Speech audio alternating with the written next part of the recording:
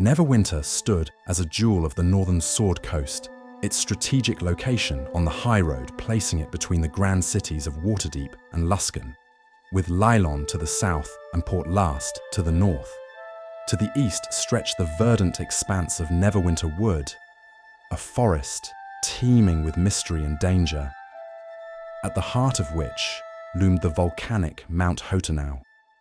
The city itself was renowned for its temperate climate, heated by the river Neverwinter that flowed warm from the volcanic activity beneath the land. This warmth earned the city its name and its fame, keeping the air balmy even in the harshest winters. Upon entering the city, visitors were struck by its beauty and bustling energy. The streets were alive with merchants hawking wares, the scent of fresh bread wafting from bakeries, and the echoing clang of blacksmiths working steel.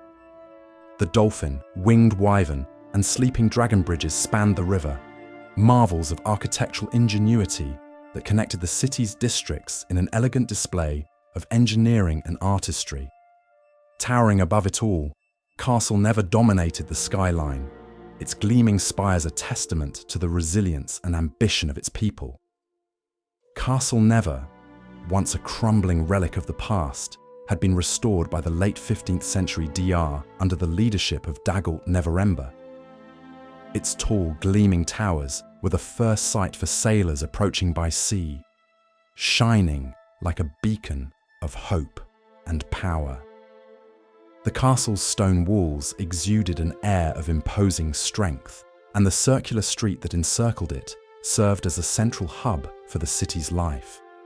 Inside, the Great Hall was a place of judgment, diplomacy, and ceremony, where justice was meted out under the watchful eyes of Neverember and his court. Within the castle's grand hall, Dagult Neverember sat on a high-backed throne, flanked by advisors and guards. The room was illuminated by flickering sconces and sunlight streaming through stained glass windows depicting scenes of Neverwinter's storied history. Before him stood an elderly woman, her frail form clad in a patched but clean dress, and a rugged, weathered man accompanied by a strong young man. Both peasants appeared agitated, their voices rising as they pleaded their cases to the lord of the city. "What is the matter here?" Dagult demanded, his voice carrying the authority of a man used to commanding armies and overseeing vast territories. He gestured for one of his advisors to explain the situation. The advisor stepped forward, recounting the tale.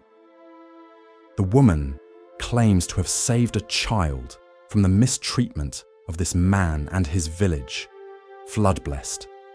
She asserts that her actions were out of compassion, and several in the village would corroborate her story.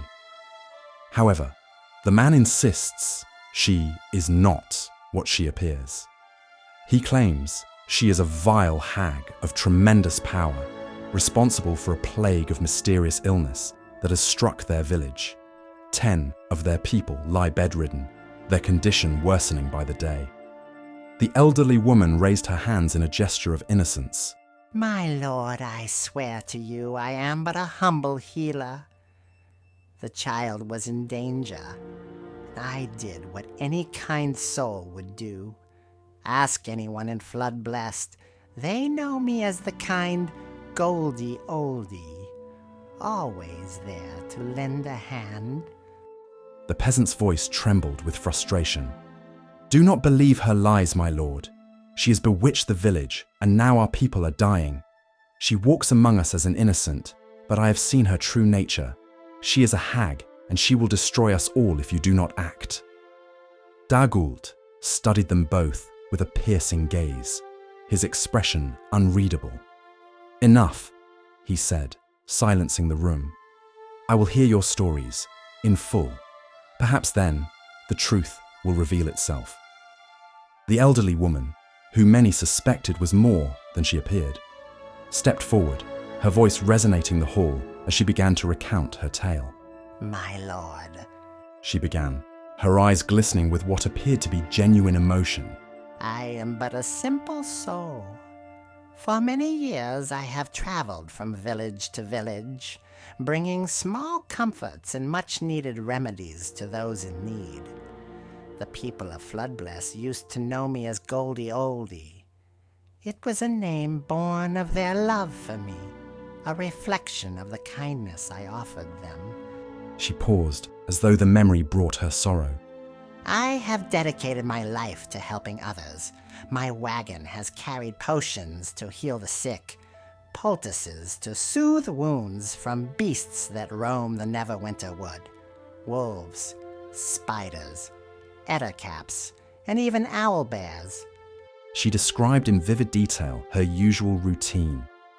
The slow clatter of her wagon through the forest paths, the cheerful greetings of the village children who would run out to meet her, and the warm gratitude of parents who could finally rest easy with her cures in hand. I would bake little treats for the children, just simple things, honey cakes and candied fruits. When their laughter filled the air, it made all the hard work worth it. Daggelt listened intently, his expression still unreadable. The good deeds I have performed now seem to count for nothing. Not long ago, a beautiful young girl approached me in tears. She was lost, hungry, and afraid. Her name was Bethany. I gave her shelter, a warm meal, and a cloak for the journey home. When she left, she hugged me tightly, promising to return with her family to thank me. That was the last I saw of her. The peasant interrupted, his voice rising. Bethany never came back to us, my lord. 3 days later, she vanished without a trace. And she was not the first. Over the years, children and young women have gone missing, always when this kind old woman was nearby. We grew suspicious, and so we hired a Harper spy to uncover the truth. The young man accompanying the peasant nodded solemnly. The spy spoke of a place hidden in the eastern edge of the woods, he said. At first, it appeared serene, a picturesque clearing filled with wildflowers. But as she ventured closer, the illusion faded. Thick vines, dark and foreboding, choked the landscape. A decrepit, multi-storied structure loomed ahead, its gates adorned with skulls where flowers once grew. The spy saw enough to know this was no simple dwelling. It was a place of darkness and danger. Daggelt turned his piercing gaze back to the elderly woman. "What do you say to this?" he asked. "Describe your home so that we may understand the truth." The woman sighed deeply, her face a picture of weariness. My home is a place of solace. It was gifted to me long ago by a wandering mage whose daughter I healed. He gave me lights to brighten the twilight and books filled with wisdom to pass my lonely hours. He and his daughter would visit often, and I came to think of them as family. I cooked for them, played games with the girl, and cherished their company. To this day, I keep my home as they left it, a place of warmth and wonder. She wiped at her eyes with a trembling hand. As for Bethany, I gave her only kindness. I would never harm a child. The peasant's voice broke the moment, filled with anger and fear. Lies. I saw her true nature. I saw her magic, her violence, her transformation. She killed 2 soldiers and dissolved their bodies in a potion. Do not let her deceive you, my lord. She is a hag, and she must be stopped. The old peasant's voice trembled as he recounted the terrifying scene he witnessed in the forest.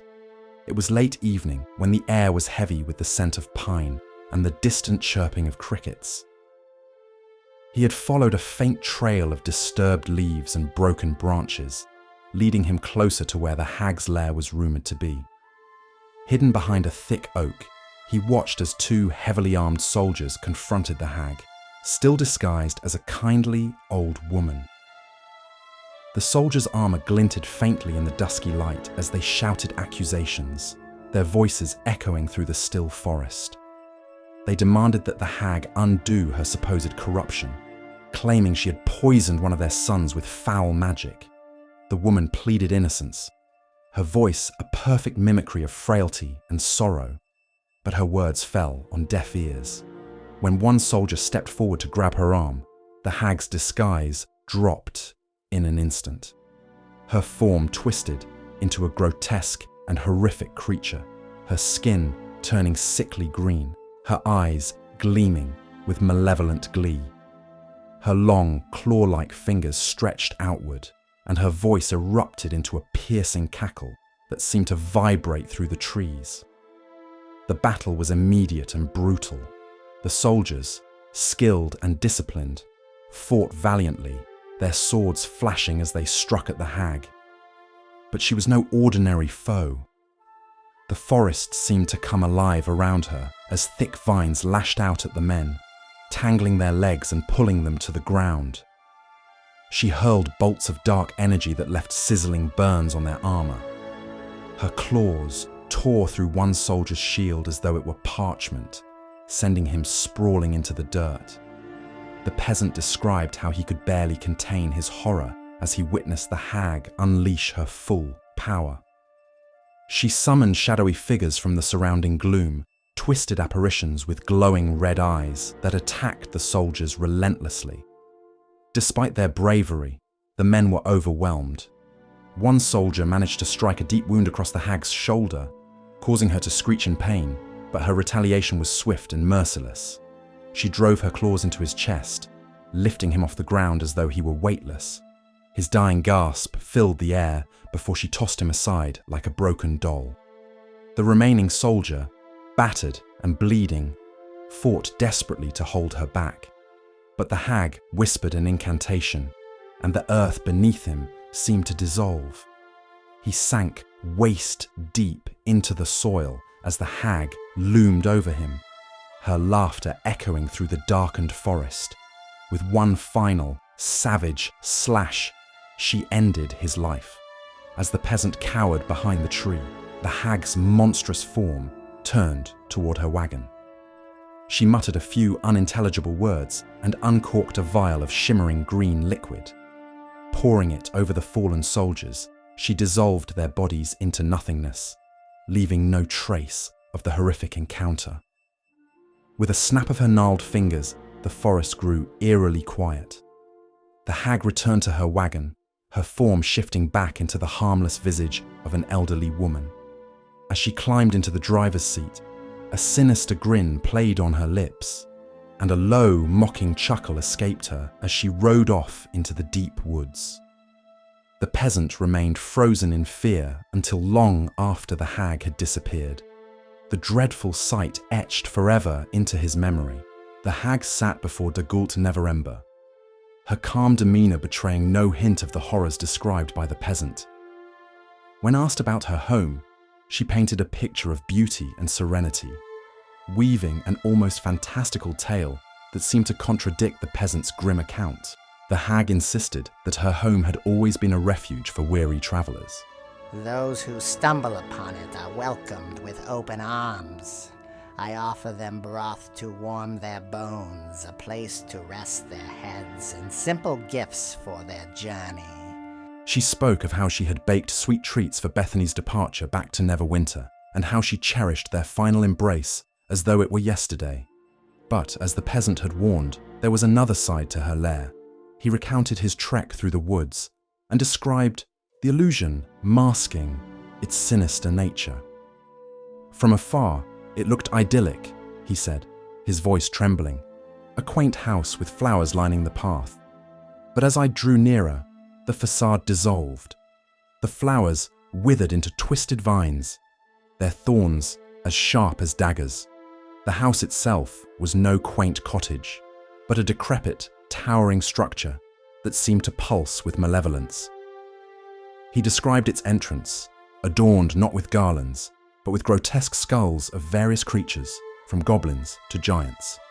The air grew heavy with the stench of decay, he added, and the very ground beneath my feet felt cursed. Dagul asked the hag to explain these accusations. She responded with a chuckle, her tone light, but her words weighted. Superstitions. What you describe is the fear of the unknown. My home has always been a place of healing and safety.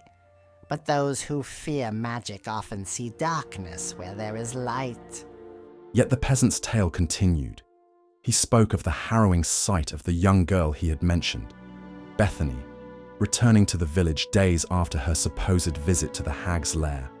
Her eyes, he said, were empty, her face pale as death.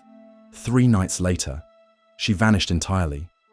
Others whispered of seeing shadows moving near the forest's edge, always followed by the sound of faint, mocking laughter. Duch pressed the hag again. What of these claims that children and villagers go missing after visiting your home? He asked sternly. The hag tilted her head, a subtle smirk tugging at her lips. The forest is vast and dangerous. Wolves, spiders, and other creatures prowl its depths. It is tragic when lives are lost, but to lay such blame at my feet, preposterous. I have saved far more lives than I have seen lost. Her voice was steady, yet something in her gaze sent a shiver through the court. It was as if the truth lay hidden just beneath the surface, tantalizingly out of reach.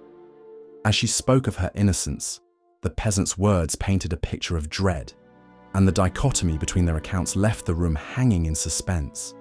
The young adventurer, hardened from his time at the Hall of Justice in Neverwinter, stepped forward, his face etched with a mix of anger and determination.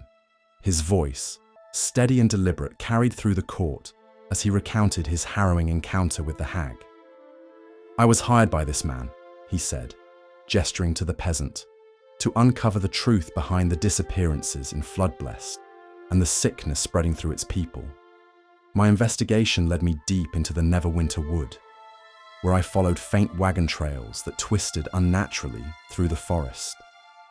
The adventurer paused, his hand instinctively brushing the hilt of his sword as he recalled the eerie experience. The deeper I went, the stranger the woods became. Trees bent unnaturally toward the path, their gnarled branches almost seeming to reach for me. The air grew thick, and a numbing sensation crept into my mind, threatening to cloud my thoughts. Perhaps it was my faith in Tyr that shielded me from whatever magic sought to ensnare me. He described the moment the illusion began to fade, revealing the hag's lair in its true form. What had seemed like a quaint cabin turned into a towering, decrepit building, its walls stained with age and corruption. The wagon I had been tracking was parked outside, its bed filled with bodies. People I recognized from villages near Floodblessed. Their faces were frozen in expressions of terror, as if their last moments had been unspeakably horrific. As he approached the lair, the adventurer heard a voice that sent chills down his spine. It spoke directly into my mind, he said, his tone dropping. A voice sharp and mocking. Come closer, little one. Don't be shy. Auntie has been expecting you. Inside the lair, he described a scene of macabre horror. The walls were lined with shelves of twisted trinkets and jars filled with unidentifiable substances. In the center of the room was a cauldron, its contents bubbling with a sickly green glow. Surrounding it were figures, humans, dwarves, tieflings, even giants, all petrified in perfect stillness, as if frozen in time. Their expressions were ones of agony and despair. The adventurer detailed how he crept through the lair, his senses heightened by the overwhelming presence of magic. Squirrels were everywhere, he said, his voice tinged with disbelief. Dozens of them perched on shelves and hanging from beams, all petrified like the others. It was as though they were some kind of grotesque decoration.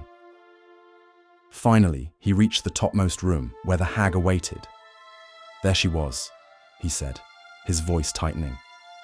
Not as the kind old woman she pretends to be, but in her true form. A grotesque, hunched creature with claw-like fingers, a nose as sharp as a blade, and eyes that glowed with malevolence.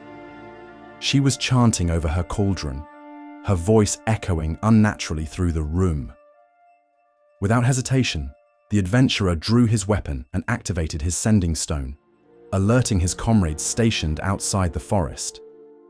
The battle that followed was unlike any I had ever faced. She summoned minions, small, red-capped creatures wielding wicked scythes, and created illusory duplicates of herself that defied my strikes. Her claws were like daggers, and her spells twisted the very air around us. He described how his companions fought valiantly, but one by one, they fell to the hag's magic and ferocity. She was relentless, he said.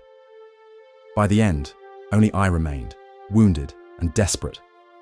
With a final strike, I managed to injure her, but she fled, vanishing into the forest. I pursued her, determined to end her evil once and for all. The adventurer recounted how the chase led him to an old dirt road south of Night's Edge, where he finally cornered her. I had her at sword point, he said, his voice heavy with regret. But then I heard the sound of hooves on the road. When I turned, my blade faltered for just a moment. When I looked back, she was no longer the hag. She had transformed again into the woman you see before you now.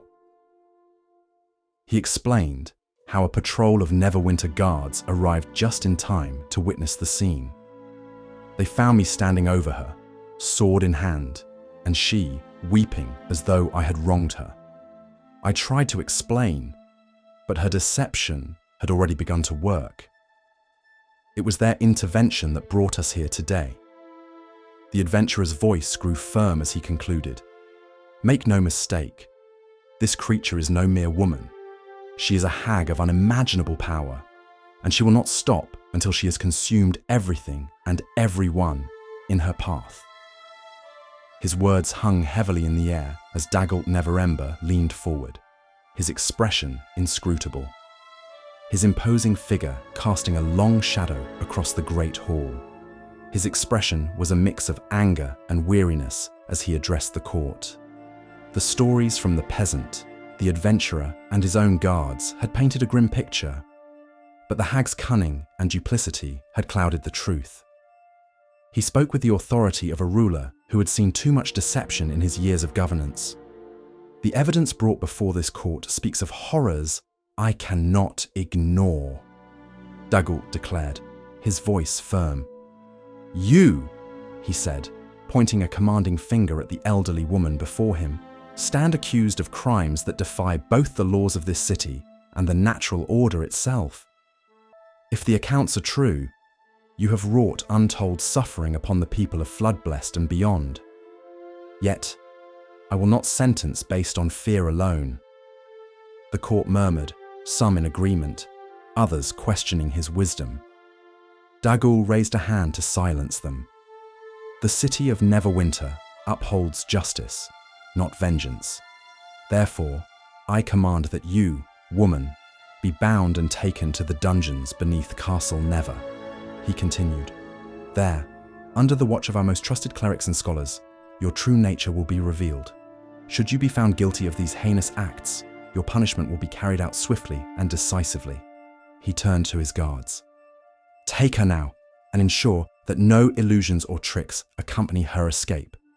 The truth will be uncovered, and if she is the monster they claim, she will answer for her crimes. As the guards stepped forward to carry out his orders, the tension in the hall was palpable. Some looked to the disguised hag with pity, others with dread.